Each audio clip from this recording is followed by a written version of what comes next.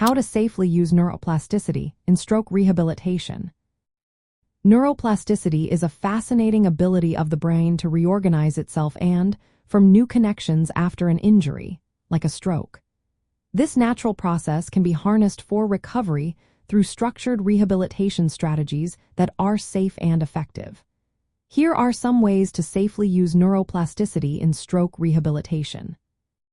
First, it is crucial to start rehabilitation early and with the right intensity. Rehabilitation should begin as soon as it is medically safe, often within days of the stroke. This is because the brain is most responsive to rehabilitation during the first 6 months, a time known as spontaneous recovery.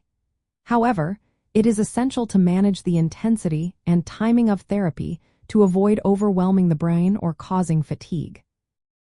Next, focus on task-specific and repetitive practice. Rehabilitation should include exercises that target specific lost functions, such as walking or moving an arm. This type of practice, often called massed practice, helps the brain rewire the circuits that control those skills. For instance, practicing walking repeatedly can help reestablish the neural pathways needed for gait. Therapists will tailor exercises to match the patient's current abilities and gradually increase the complexity as they improve. Combining behavioral therapies with other treatments can also enhance recovery.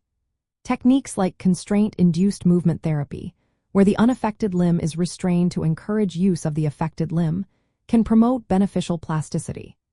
Additionally, non-invasive brain stimulation methods, such as repetitive transcranial magnetic stimulation or transcranial direct current stimulation, can be used alongside physical therapy to improve outcomes. It is important that these methods are applied under professional supervision. Monitoring for maladaptive plasticity is another key aspect. Not all changes in the brain are helpful. Maladaptive plasticity can lead to compensatory movements or abnormal muscle tone that can hinder recovery.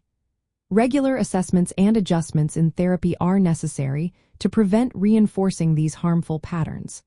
The goal is to promote adaptive plasticity that supports functional recovery.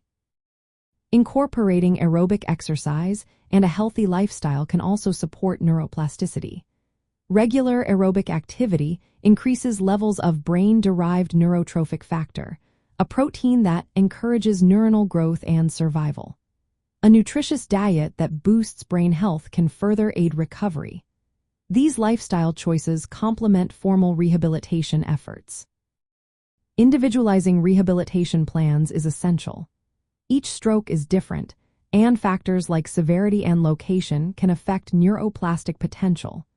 Rehabilitation should be customized, with ongoing evaluations by a team of healthcare professionals, including neurologists and physical therapists. This ensures that therapies are safe, effective, and aligned with the patient's goals. Finally, it is vital to avoid unproven or harmful interventions. Only evidence-based therapies that are endorsed by established medical authorities should be used. Experimental treatments remain under investigation and are not part of standard care. Patients should be cautious of unapproved miracle cures or alternative therapies that lack scientific support and could potentially cause harm.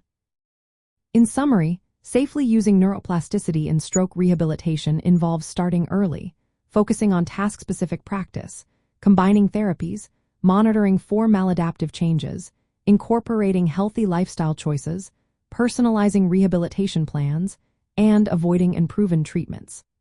Always consult with qualified healthcare professionals to create and adjust rehabilitation strategies tailored to individual needs.